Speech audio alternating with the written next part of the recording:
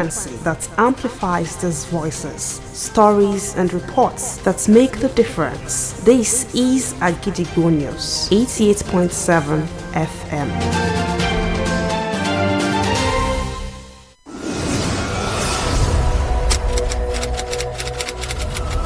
This is Kunle Amzat Studio, Akojopo 88.7 FM. Welcome to News Around the World.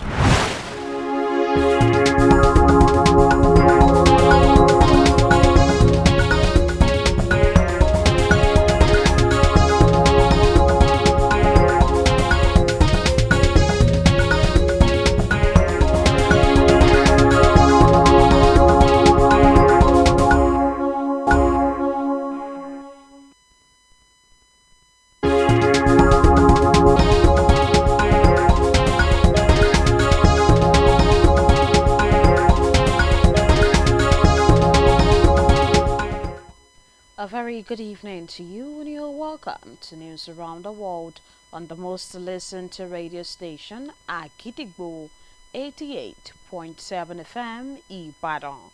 I am Wuraola Yusuf.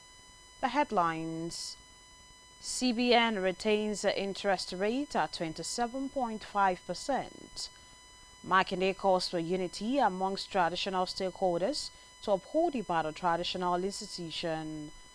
Macmillan Court study says extreme weather caused by climate change is raising food prices worldwide.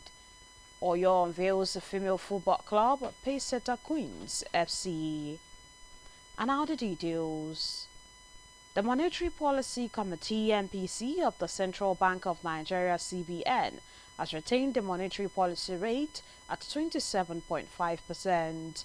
The governor of the Apex Bank, Mr. Olayemi Cardoso, announced this today at the end of the committee's 301st meeting in Abuja, asserting that the CBN retains the asymmetric corridor around the MPR at plus 500 and minus 100 basis and other parameters. Mr. Cardoso also stated that the MPC acknowledged the effort of the federal government in providing security and its impact on food security. The Oyo State Governor, Engineer Oluseyi Makinde, has called on all traditional stakeholders to be united and work towards upholding and strengthening the Ibadan traditional institution. The governor gave the charge when he paid an official condolence visit to the palace of the late 43rd Olubado of Ibadan land, Oba Owolabi Olakuleyin Ige Olakuleyin I, who joined his forefathers on the 7th of July.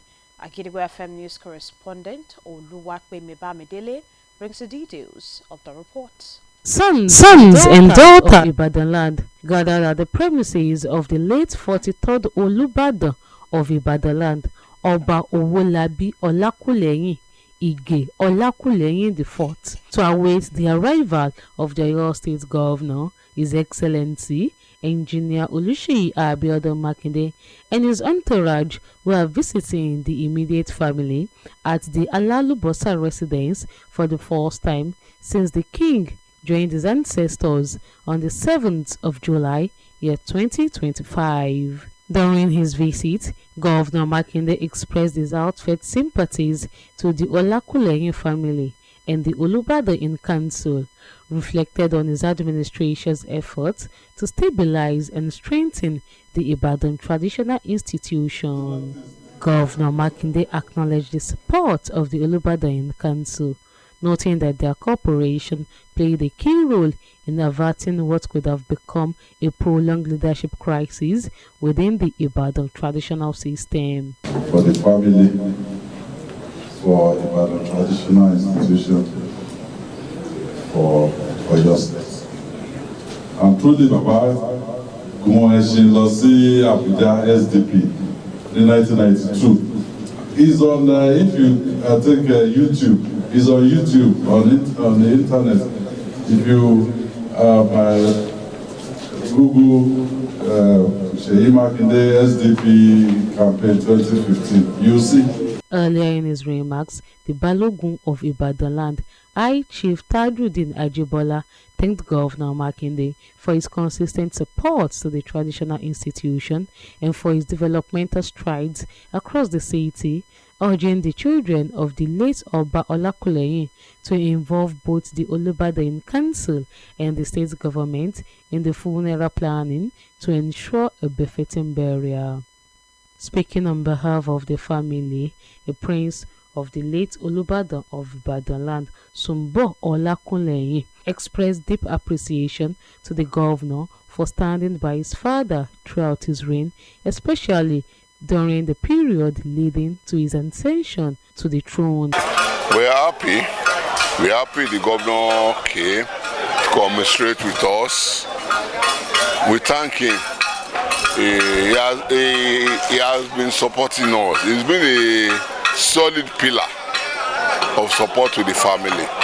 The Oyo State government is yet to fix a date for the interment of the late king, after which Senator Rashidi Adewolu Ladoja is expected to mount the throne of his forefathers as the 44th Olubadan of Ibadanland. Oluwapemi Bamidele, Agidigbo FM News. The governor of Oyo State, Engineer Seyi Makinde, has fulfilled his promise to traders at Bodija Market by donating an 18-seater bus to the Ibadan Foodstuff Sellers Association. The governor, represented by the esteemed Olori Ebi of the GSM family, Honorable Babatunde Tijani, assured market traders and executives of swift infrastructure rehabilitation. Agidigbo FM News correspondent Bowale Akimbode was at the event, reports. In a bid to enhance transportation within the market area, the governor of Oyo State, Engineer Seyi Makinde, has donated an 18-seater bus to the Ibadan Foodstuff Seller Association at Bodija Market, Ibadan, as part of his promises to support the traders. Presenting the bus on behalf of the governor, Honorable Babatunde Tijani, also known as Double T, a notable ally and esteemed Olori Ebi of the GSM family, assured traders of the government's commitment to rehabilitating roads and infrastructure within the market.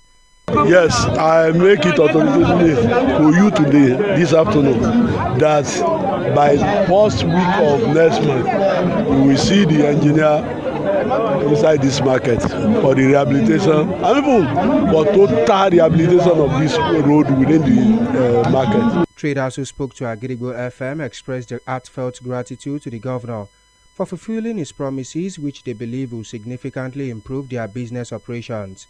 The Babaloja of Bodija Market, Alhaji Ismaila Aderemi, in his remarks lauded the governor for his kind gestures, noting that the donation will enhance transportation, provide better representation for market users, and ultimately set the market to international standards.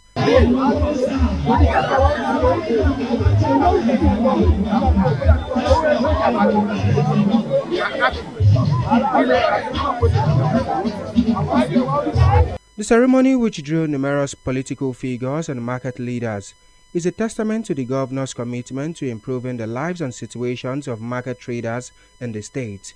Bowale Akimbode, Agidigbo FM News.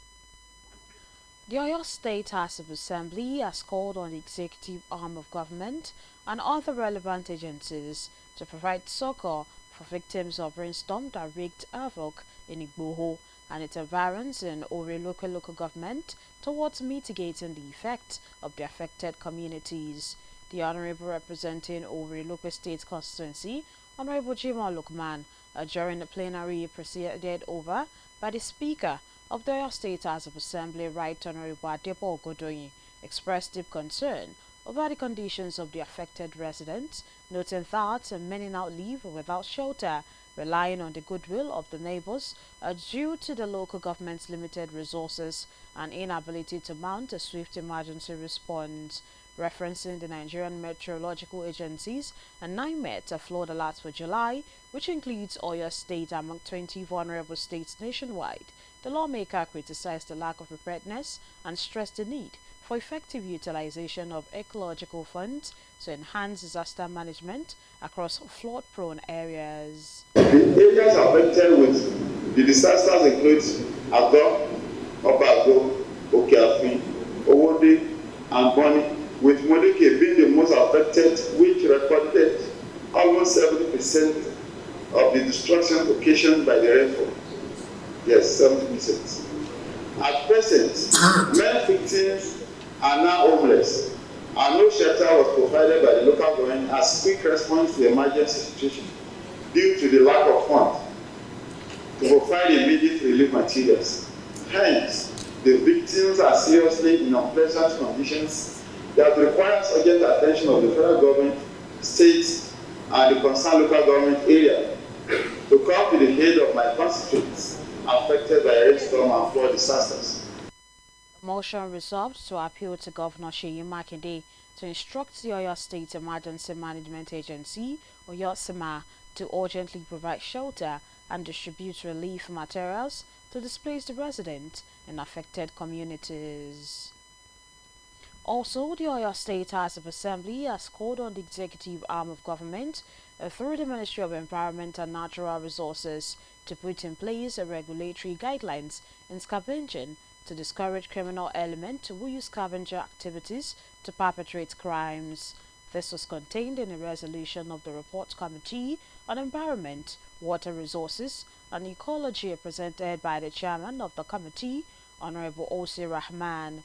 The House called for the restrictions of scavengers to government-approved dump site with a view to discouraging the rise of trend criminal element who hide under the guise of scavenging to perpetrate crimes. The executive arm of government, through the Ministry of Environment and Natural Resources, put in place regulatory guidelines on scavenging to discourage criminal elements who use scavengers activities to perpetrate crimes. 2. Restrict the activities of scavengers to government-approved dump sites with a view to discouraging the rising trend of criminal elements who hide under the guise of scavenging to perpetrate crimes. The House also called on the Ministry of Environment and Natural Resources to put machinery in motion to register metal scavengers operating in the state to streamline their operations. Residents of Akojopo community, made up of 22 communities, staged a peaceful protest in Ibadan today, demanding government intervention to address road congestion, traffic crashes, and loss of lives on the Worodojo Expressway. In an interview with Agidigbo FM, a representative of the 22 communities, Chief Gabriel Olubenga, who said several letters have been submitted to the Ogun State Ministry of Works with their lack of action has led to persistent accidents and crashes. There wasn't provision of turning point or U-turn concerning this the construction of Lagos Ibadan Expressway at Ibadan Hens here. This is a populated area, not farm area, not rural area. So we need turning points and pedestrian bridges urgently to stop carnage on the road, which happens almost every day. Tragically, just hours after the protest over road safety concerns on the Worodojo Road, another fatal accident occurred involving a private vehicle and an 18-passenger vehicle. This latest incident underscores the urgent need for action to address the safety concerns raised by the community. And now it's time to link up with our United Kingdom studio for the foreign news. News from Kulamza Studio at Agidigbo FM, United Kingdom. I am Olushola Damilola. An Atlanta-based banker working for West Fargo has been prevented from leaving China. Chinese authorities on Monday said the exit ban placed on West Fargo executive Chen Yue Mao is part of a criminal investigation. According to Chinese law, the case is under investigation and Mao is temporarily unable to leave the country, and she's obligated to cooperate with the investigation. The spokesperson for China's Ministry of Foreign Affairs stated further that during the investigation, the authorities will ensure that her legal rights are protected with an assurance that China will continue to welcome people from all countries to visit and do business while upholding their rights in accordance with the law. Extreme weather caused by climate change is driving up the prices of basic food products worldwide and posing wider risk to society, according to a new study. The cost of a wide range of goods in the United Kingdom, Italy, Spain, Japan, and some other countries saw dramatic spikes in recent years due to weather conditions that were extreme, although the study's publication comes ahead of the United Nations Food System Summit Conference in Addis Ababa, Ethiopia, on Sunday, where world leaders will gather to consider the threat to the global food system. And that ends the news.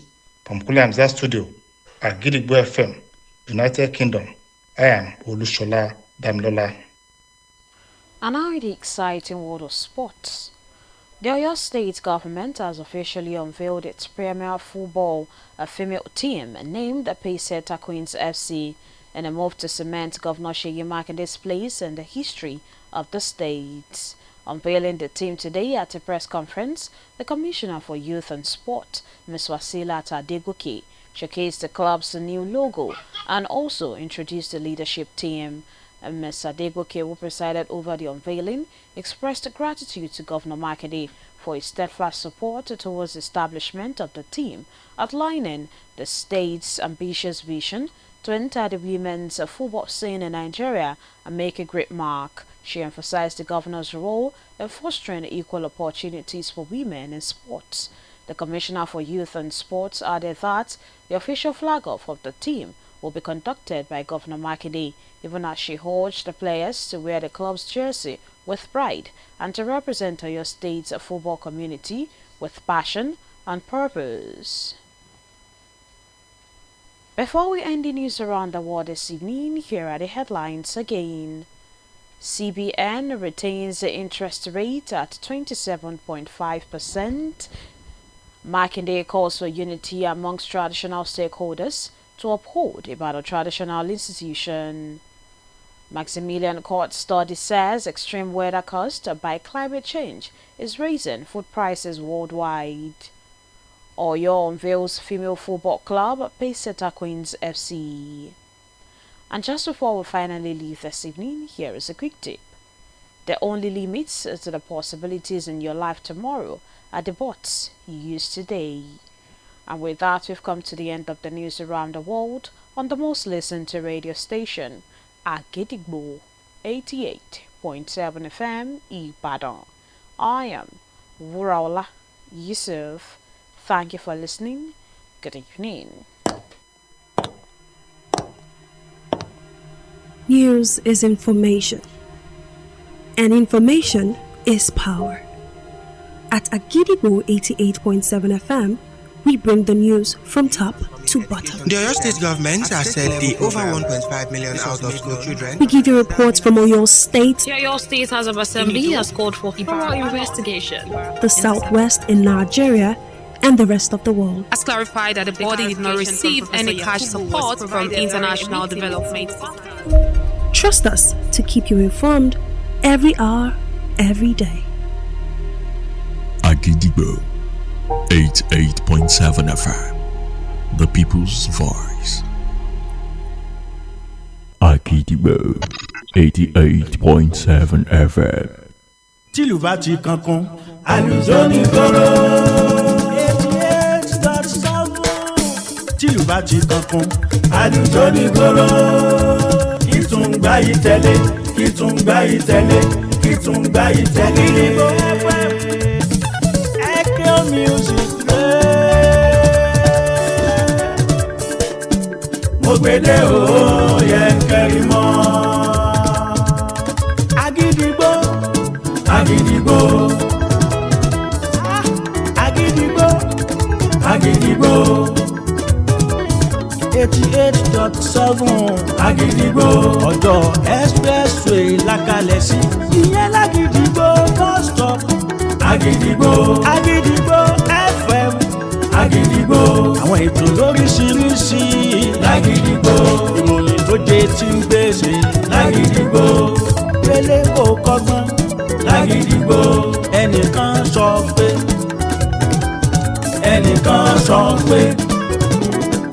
ṣe ń sọ bó ṣe sọ sókàn mi ṣe ń sọ bó ṣe sọ àtìgbà tó ti bá wa dòwò pọ̀ fún ìpolówó lòun ti dolówó ọba bí Àkàndé Wálé di best lóní kẹ́ ẹ máa gbọ́ Àgídìgbò FM. Àgídìgbò 88.7 FM.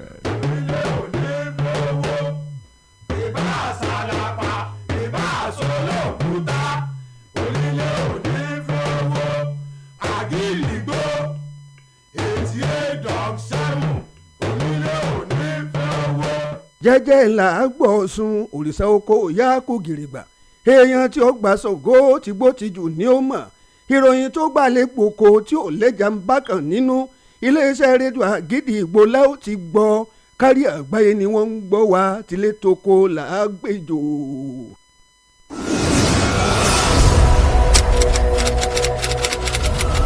This is Kunle Amzat Studio. Àgídìgbò 88.7 FM. Ẹ káàbọ̀ sórí àkójọpọ̀ ìròyìn. Níbo la ó ti gbọ́ Àgídìgbò? Níbo la ó ti gbọ́ Àgídìgbò?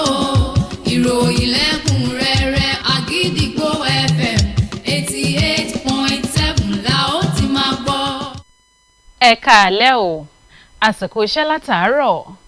Àkójọpọ̀ ìròyìn wa rèé fún tàlẹ́ òní láti iléeṣẹ́ rédíò Àgídìgbò 88.7 FM Ìbàdàn. Ìkànnì àkọ́kọ́ táyé ń gbọ́ jù lórí àtẹ ìgbéléwọ̀n. Títílayọ̀ Àkàndé lóníròyìn yín. Ṣáájú ẹgbẹ́ kókó tó wà nínú àkójọpọ̀ ìròyìn náà. Ilé ìfowópamọ́ àgbàlẹ̀ yìí CBN fìdí èlé iye orí owó múlẹ̀ sí ìdá 17.5%. Mákindé pè fún ìṣọ̀kan láàrin àwọn ẹ̀ka orí adé ọ̀ràn lẹ̀kẹ̀ láti ṣe àgbélárugẹ ipò àṣà àti orí adé ilẹ̀ Ìbàdàn.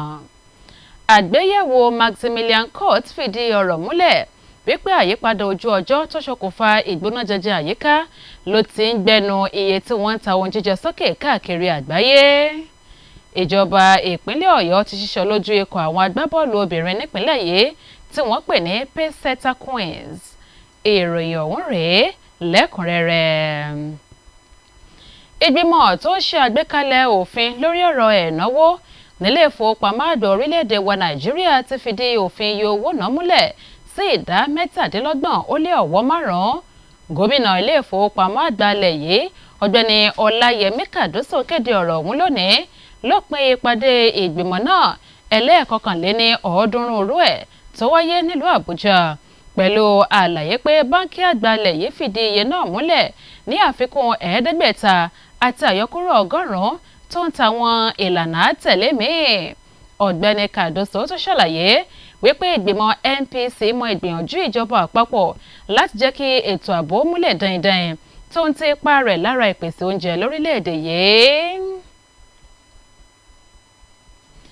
Ilé ìgbìmọ̀ aṣòfin ìpínlẹ̀ Ọ̀yọ́ ti ké sí ẹ̀ka aláṣẹ ìjọba àtàwọn àjọ míì tí ọ̀rọ̀ kàn láti pèsè amáratuni fún àwọn tó ṣe àforígbà òjò alágbára èyí tó ṣèjàmbá lọ́pọ̀lọpọ̀ nílùú Ìgbòho àti agbègbè rẹ̀ níjọba ìbílẹ̀ Òòrè ló pé lójúnà àti mú àdínkù bá àkóbá tó ṣe láwọn agbègbè náà.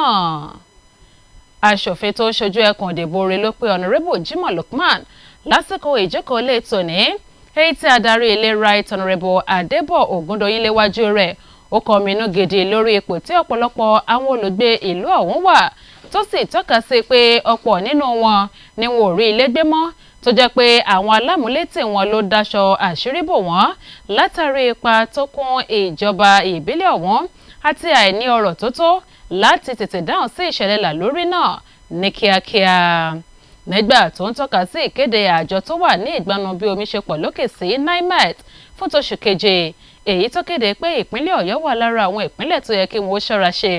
Aṣòfin náà bu ẹnu àtẹ́ lu àìsí ìgbáradì tó tó àti bó ṣe ṣe pàtàkì láti ṣe àmúlò owó tó wà fún irúfẹ́ àwọn ìṣẹ̀lẹ̀ báyìí lójúnà àti mú àgbélárugẹ bá ṣíṣe àmójútó ìṣẹ̀lẹ̀ làlórí láwọn agbègbè tó ti ṣeé ṣe kí wọ́n fojú winá rẹ̀. Wọ́n fẹnu àbá náà kò sí rírawọ́ ẹ̀bẹ̀ sí gómìnà ìpínlẹ̀ Ọ̀yọ́ Ṣèyí Mákindé láti pàṣẹ fún àjọ tó ń dáhùn sí ìṣẹ̀lẹ̀ pàjáwìrì nípínlẹ̀ Ọ̀yọ́ SEMA lójúnà àti tètè pèsè ààbò àti àwọn ohun amáratuni fáwọn olùgbé àwọn ìlú tó ṣe àforígbà ìṣẹ̀lẹ̀ láabi ọ̀hún kí wọ́n lè ríbi fi orí wọn pamọ́ sí i. Gómìnà ìpínlẹ̀ Ọ̀yọ́ onímọ̀ ẹ̀rọ Olúṣèyí Abíọ́dún Mákindé ló ti mú ìlérí rẹ̀ ṣẹ fún àwọn òǹtajà lọ́jà Bódìjà nípa ṣíṣe àgbékalẹ̀ ọkọ̀ bọ́ọ̀sì bọ̀gìnì elérò 18 fún ẹgbẹ́ àwọn olóúnjẹ tútù nílùú Ìbàdàn. Gómìnà Mákindé ẹni tí olórí ẹbí ikọ̀ GSM Honorable Babátúndé Tìjání ṣojú fún ó fọwọ́ ìdánilójú sọ̀yà fún àwọn òǹtajà lọ́jà ọ̀hún àtàwọn aṣojú ẹgbẹ́ láti ṣe àtúnṣe àwọn amáyédẹrùn láì jáfara. Akọ̀ròyìn wa Bọ̀wálé Akínbọ̀dé wà níbi ètò ọ̀hún tó wáyé lónìí. Ẹ̀kúnrẹ́rẹ́ ààbọ̀ ìròyìn ọ̀hún rèé látẹnu Ọláìtàn Alátiṣe. Lójúnà láti mú ìgbèrúsókè bá ètò ìrìnnà ọkọ̀ láàrin àwọn inú ọjà, gómìnà ìpínlẹ̀ Ọ̀yọ́ onímọ̀-ẹ̀rọ Ṣèyí Abíọ́dún Mákindé gbé ọkọ̀ akérò bọ́ọ̀sì kan fún ẹgbẹ́ àwọn tó ń ta ohun tẹnu oúnjẹ nínú ọjà Bódìjà nílùú Ìbàdàn lónìí lára ìlérí eléyìí tó ṣe fáwọn olókòwò. Nígbà tí wọ́n ṣe àgbékalẹ̀ ọkọ̀ náà ní orúkọ gómìnà, Ọ̀nàrẹ́bù Babátúndé Tìjání lẹ́ni tí gbogbo èèyàn túmọ̀ sí Double T tó jẹ́ èèkàn pàtàkì nínú mọ̀lẹ́bí gómìnà Ṣèyí Mákindé fi ìfarajìn ìjọba dá àwọn olókòwò náà lójú láti ṣe àtúnṣe àwọn ojú ọ̀nà tó ń ti àwọn ìgbáyégbádùn nínú ọjà náà. Ẹ máa rí àwọn ẹnjìnìá tí wọ́n wọ inú ọjà yìí láti wá sí àwọn owó torí gbogbo kẹta àjọ ṣe ìpinnu ara ẹ̀ nìyẹn. Ẹ máa rí tí wọ́n máa wá bẹ̀rẹ̀ sẹ́bẹ̀ ẹ kàn bá fọwọ́sowọ́pọ̀ pẹ̀lú wọn. Pàápàá jùlọ àwọn èèyàn wa tí ó ń togbá sí orí ṣọ́ọ̀bù tí wọ́n ń togbá síwájú títì afẹ́ni wá lára Ọlọ́run lè fi ní àlà. Àwọn olókoòwò eléyìí tí wọ́n bá ikọ̀ oníròyìn iléeṣẹ́ rédíò Àgídìgbò sọ̀rọ̀ fi ẹ̀mí ìmoore wọn hàn sí gómìnà fún bó ti ṣe mú ìlérí rẹ̀ ṣẹ, eléyìí tí wọ́n ní ìgbàgbọ́ pé yóò túbọ̀ mú ipa rere bá ètò okòwò ṣíṣe wọn. Bàbálọ́jà inú ọjà Bódìjà Alhaji Ismaila Adérẹ̀mí nínú ọ̀rọ̀ rẹ̀ ó gbé òṣùbà káre fún gómìnà lórí iṣẹ́ ìrújọ ìrẹ̀ eléyìí tí ó ṣe fáwọn èèyàn inú ọjà náà, lẹ́yìn tó jẹ́ kó di mímọ̀ pé ọkọ̀ èyí tí wọ́n gbé kalẹ̀ ọ̀hún ni ó túbọ̀ mú ìgbèrúsókè bá ètò ìrìnnà ọkọ̀ tó ń tún bẹ́ẹ̀ ó ní ó tún jẹ́ eléyìí tí ó ṣe àfihàn ọjà náà dáadáa, léyìí tí ó tún mú ọjà náà wà ní ìpele eléyìí tó tún sunwọ̀n dáadáa láàrin àwọn ọjà.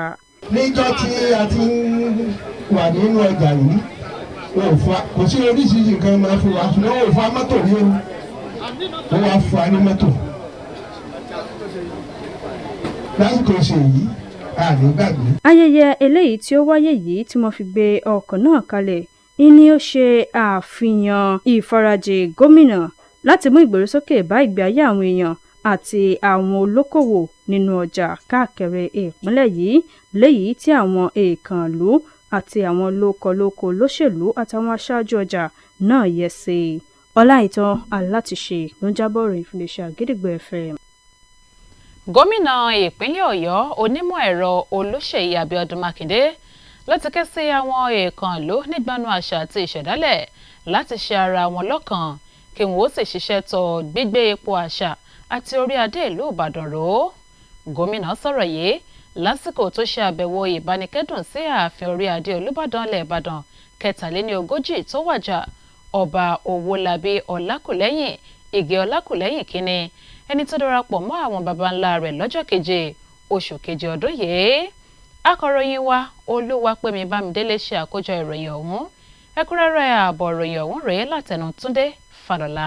Àwọn ọmọ bíbí ilẹ̀ Ìbàdàn ni wọ́n péjú pésẹ̀ sí gbàgede Olúbàdàn tilẹ̀ Ìbàdàn tó dolóògbé ọba Owólabí Ọlákùlẹ́yìn Ìgè Ọlákùlẹ́yìn àkọ́kọ́ ti ṣe Olúbàdàn ẹlẹ́ẹ̀kẹta, níbi gbogbo wọn ti ṣe dúró wápé láti gbàlejò gómìnà ìpínlẹ̀ Ọ̀yọ́ àti ikọ̀ rẹ̀, èyí tí wọ́n ṣe àbẹ̀wò sí ilégbèé ọba àlàyé náà tó wà lágbègbè Alálùbọ́sà fún ìgbà àkọ́kọ́ látìgbà tí ọba àlàyé ọ̀hún ti darapọ̀ máwọn baba ńlá baba rẹ̀ lọ́jọ́ keje oṣù keje ọdún tá a wà nínú rẹ̀ yìí. Níbi àbẹ̀wò náà, gómìnà Mákindé fi ẹ̀dùn ọkàn rẹ̀ hàn lórí ìpapòdà ọba alayé ọ̀hún àti bó tún ṣe fi iṣẹ́ ìbánikẹ́dùn ránṣẹ́ sáwọn mọ̀lẹ́bí rẹ̀, ìgbìmọ̀ Olúbàdàn àti àwọn ọmọ bíbí ìlú Ìbàdàn lápapọ̀. Ọgbà bẹ́ẹ̀ ń ló fi ìfarajìn ìṣèjọba tó wà lóde yìí hàn láti mú kí agbọ̀n lọ́balọ́ba tilẹ̀ Ìbàdàn kó túbọ̀ dúró re sí i. Gómìnà ń ló tún fi àtìlẹ́yìn rẹ̀ hàn fún ìgbìmọ̀ Olúbàdàn tilẹ̀ Ìbàdàn pẹ̀lú àlàyé pé ìbáṣepọ̀ tó dánmọ́rán eléyìí tó wà láàrin ìgbìmọ̀ náà àti ìjọba ìpínlẹ̀ Ọ̀yọ́ òun ló ti yanjú aáwọ̀ tó wà lágbọ̀n yíyan Olúbàdàn tilẹ̀ Ìbàdàn. So mo fi àsìkò yìí on behalf of the government and the people of Oyo State láti kí gbogbo wa pé a kú aláfẹ́rẹ́ àgbà. Mo lè gbá aládùúrà wípé ẹ̀yin bàbá dà. Nínú ọ̀rọ̀ tiẹ̀, Balógun ilẹ̀ Ìbàdàn olóyè àgbà Tajudeen Ajíbọ́lá ń ló dúpẹ́ lọ́wọ́ gómìnà Ṣèyí Mákindé fún àtìlẹ́yìn rẹ̀ lágbọn àwọn lọ́balọ́ba nípínlẹ̀ Ọ̀yọ́ àti oríṣiríṣi iṣẹ́ àkànṣe onídàgbàsókè èyí tó ń lọ lọ́wọ́ nípínlẹ̀ Ọ̀yọ́. Ọgbà bẹ́ẹ̀ lòun náà rọ àwọn ọmọ ọba Ọlákùlẹ́yìn láti má ṣe fi ọ̀rọ̀ pamọ́ èèyàn fún ìgbìmọ̀ Olúbàdàn tilẹ̀ Ìbàdàn tó ń ti ìjọba ìpínlẹ̀ Ọ̀yọ́ lórí àṣekágbá ètò ìsìnkú ọba alayé ọ̀hún tó wàjà. Ó dùn wá bàbá wa lọ ṣùgbọ́n ẹ bá wa dúró ẹ bá wa tún bàtà ṣe nígbà tó ń kúrò títí ẹ̀yin la rí àyùtúbà ọlọ́run àwọn ẹ̀yìn máa ṣe. Nígbà tó ń sọ̀rọ̀ ní ṣíṣojú mọ̀lẹ́bí Ọlákùlẹ́yìn, ọmọọba Sùnbọ̀ Ọlákùlẹ́yìn tó jẹ́ ọmọ ọba tó wàjà ọ̀hún ló fi ẹ̀mí ìmoore rẹ̀ hàn fún gómìnà ìpínlẹ̀ Ọ̀yọ́ níbi ó ti ṣàlàyé pé ń ṣe ni gómìnà dúró gbágbágbá lẹ́gbẹ̀ẹ́ bàbá òun ní gbogbo àsìkò tó wà gẹ́gẹ́ bí Olúbàdàn tilẹ̀ Ìbàdàn, pàápàá jùlọ lásìkò tí wọ́n gbé ìgbésẹ̀ láti fi bàbá òun joyè. Ìjọba ìpínlẹ̀ Ọ̀yọ́ ni ò tí ì mú ọjọ́ èyí tí wọ́n ṣe àṣekágbá ètò ìsìnkú ọba alayé ọ̀hún lẹ́yìn tí ìrètí wà pé sẹ́nitọ̀ Rasheed Adéwọ̀lú Ládọjà yóò gorí àpèrè Olúbàdàn tilẹ̀ Ìbàdàn gẹ́gẹ́ bí Olúbàdàn ẹlẹ́ẹ̀kẹrìnlélógójì. Túndé Falọlá ló ń jábọ̀ ròyìn fún iléeṣẹ́ Àgídìgbò FM. Ilé ìgbìmọ̀ aṣòfin ìpínlẹ̀ Ọ̀yọ́ ti ké sí ẹ̀ka aláṣẹ ìjọba látara iléeṣẹ́ tó mójútó ọ̀rọ̀ àyíká àti ohun àlùmọ́nì láti ṣe àgbékalẹ̀ òfin àtàwọn ìlànà àátẹ̀lé lẹ́ka ṣíṣe agolo àtàwọn nǹkan míì tó farapẹ́ lójúnà àti dènà àwọn oníwà ọ̀daràn tí wọ́n fi iṣẹ́ ọ̀hún hùwà ọ̀daràn nílùú. Èyí jẹyọ nínú àbájáde ìgbìmọ̀ tó ń jókòó lórí ọ̀rọ̀ àyíká àtọ̀rọ̀ omi èyí tí alága ìgbìmọ̀ ọ̀hún Honorable O.C. Rahman tàrí sí iwájú ìjókòó lé ìlépè fún òfin tó múlẹ̀ láti dá àwọn èèyàn náà lọ́wọ́ kọ́ ní dídé orí àwọn àkìtàn tí ìjọba fọwọ́ sí lójúnà àti pinwọ́ ìwà ọ̀daràn èyí tí wọ́n máa ń sá sábẹ́ ìṣe wọn láti wò. Ilé náà túbọ̀ ké sí ẹ̀ka tó ń mójútó ọ̀rọ̀ àyíká láti ṣe àgbékalẹ̀ ikọ̀ tí ó máa ṣe ìforúkọsílẹ̀ àwọn tó ń ṣàgolóṣàgò lójúnà àti máa yẹ iṣẹ́ wọn wò.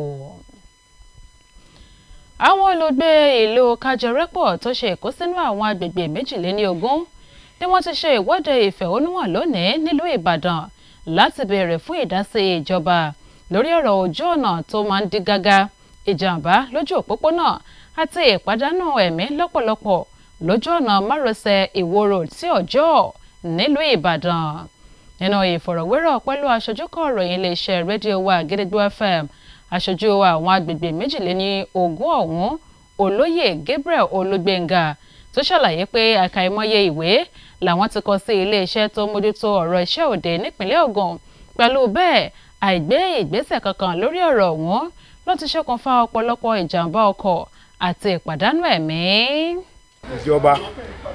ìjọba Ṣèyí Mákindé ìjọba àpapọ̀ kí wọ́n jọ kí wọ́n bá fi turning point torí on emergency bóyá ọlọ́pàá fire brigade bóyá accident kan ṣẹlẹ̀ wọ́n mọ̀ jẹ́ pé ọjọ́ òní ara abẹ́ bíríìjì general gas ní ọ̀sẹ̀ tó lọ mọ́ tọ́ọ̀nù padà.